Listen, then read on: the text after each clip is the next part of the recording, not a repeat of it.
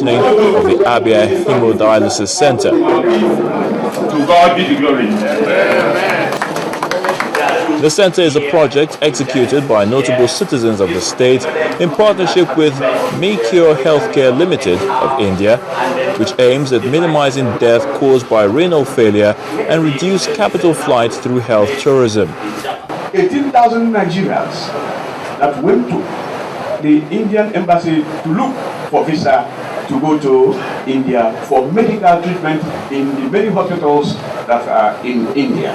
18,000 Nigerians expended $41.6 billion or $260 million in foreign exchange. Nigeria and India will have come a long way, and they would like that to be maintained. But we have to start somewhere, and that's why I now partnered with Cure of India, so that was how they started. We'll start like that until we reach the stage India has reached. The Minister of Health, Professor Onyebuchi Chukwu, commends the state government's efforts and advises citizens to embrace health insurance schemes. Well, let me tell you, there are not many people here. 9 out of 10 people here may not be able to afford up to 7 sessions of dialysis. So if we want to enjoy this facility, which is now before us, if we want to enjoy it, some form of health insurance is the answer. The project will hopefully go a long way in improving healthcare delivery and ultimately increase the standard of living of the people.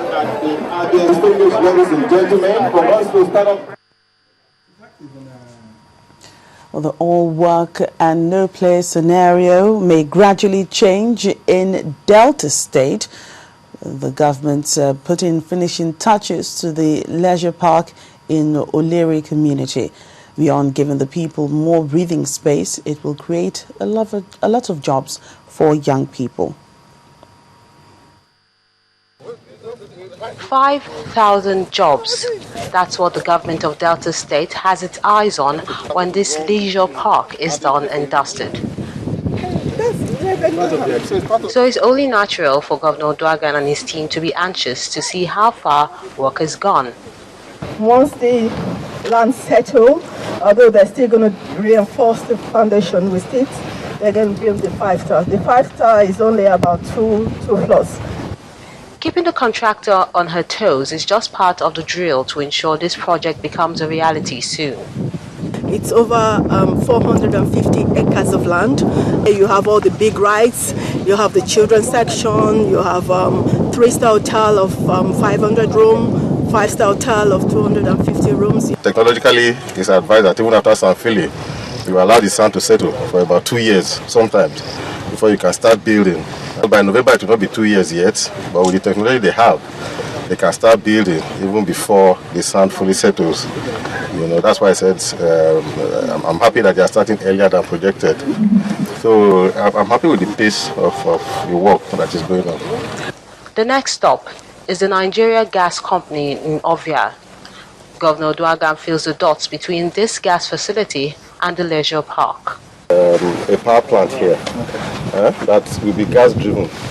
So our responsibility as a state is to bring the gas to these sites as much as possible. This is just one of the many projects the Delta State government has in its kitty, and the goal is to effectively engage the idle mind. When we come back on Newstrack Business News, Nigeria's Monetary Policy Committee leaves its benchmark rates unchanged yet again at 12%. And on the foreign scene, the royal baby gets his first visitors today, his maternal grandparents. Do stay with us. Every day you invite us to your home. Now we invite you to our homepage. Join Channels TV on social media. Hang out with us on Google Plus/Channels Television. Follow us on Twitter.com/Channels TV_NG. Friend us on Facebook.com/Channels Forum. And don't forget to like our page. That's not all. Subscribe to our YouTube channels. YouTube.com/Channels Web to get constant video updates on news and events in Nigeria and around the world. ChannelsTV.com, the news at your fingertips.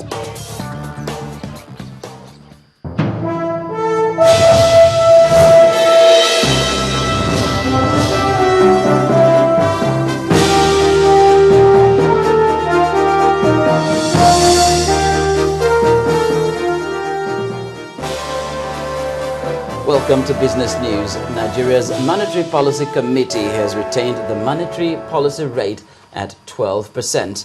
This is the 11th time the rate is being kept on hold. The committee based its decision on the success in containing inflation and a constantly pressured currency. However, it introduced a surprise 50% cash reserve requirement on public sector deposits, up from 12% previously, to curb banks from taking government deposits and lending the money back to the government. Rising deficit, excess liquidity in the banking system, and risk to the exchange rate due to a combination of revenue shocks and external developments. Decision. Having considered all of the above factors, the committee decided as follows. 1. By a vote of 9-1 to hold the monetary policy rate at 12%. One member voted for a 50 basis point reduction. 2. By a vote of 9-1 to maintain the symmetric corridor around the MPR at plus or minus 2%. One member voted for an asymmetric corridor of plus 2 and minus 4.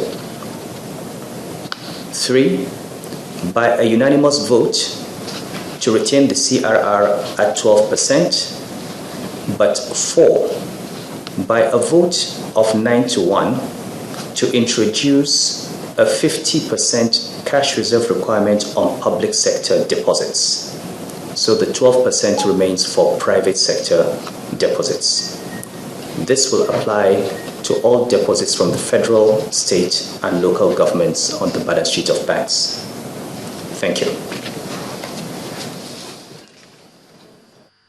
CBN Governor Lamido Sanusi Lamido. Well, the bulls gave way to the bears again as sell pressure continued at the local equities market for the second day running, pushing the all-share index back to the 37,000 mark. The key benchmark index tumbled 0.53% to end the session at 37,885 points. The market capitalization is also in the red at 11.99 trillion naira. Guinness Nigeria PLC chopped off 8 naira from its share value to lead the day's losers. On the flip side, petroleum stocks dominated the appreciators list, with Fort Oil and Corn Oil reappearing on that particular list.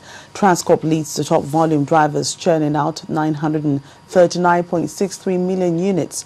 When trading came to a halt for the day, volume also came in lower at 1.2 million naira, valued at 1.2 million, valued at 4.32 billion naira, and exchanged in 5,700 deals. On the foreign scene, the Duchess of Cambridge's parents have become the first to visit the royal baby at St. Mary's Hospital. Michael and Carol Middleton were at the hospital to see their grandson this afternoon, who will be the future King of England. Well, the Duke and Duchess had earlier thanked hospital staff for their tremendous care and are hoping to leave the hospital this evening. There are other events marking the arrival of the royal baby boy have been the gun salutes in Green Park and the Tower of London and the ringing of bells at Westminster Abbey.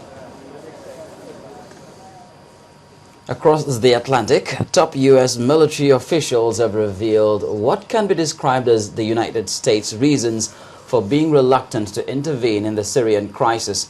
The U.S. military, while outlining the costs, risks and benefits of possible American military involvement in the Syrian conflict, said using force in Syria would be no less than an act of war and could cost the U.S. billions of dollars.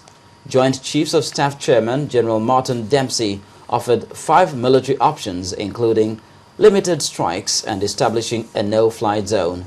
Washington has so far ruled out military intervention in Syria. Currently, its role in the conflict is limited to delivering humanitarian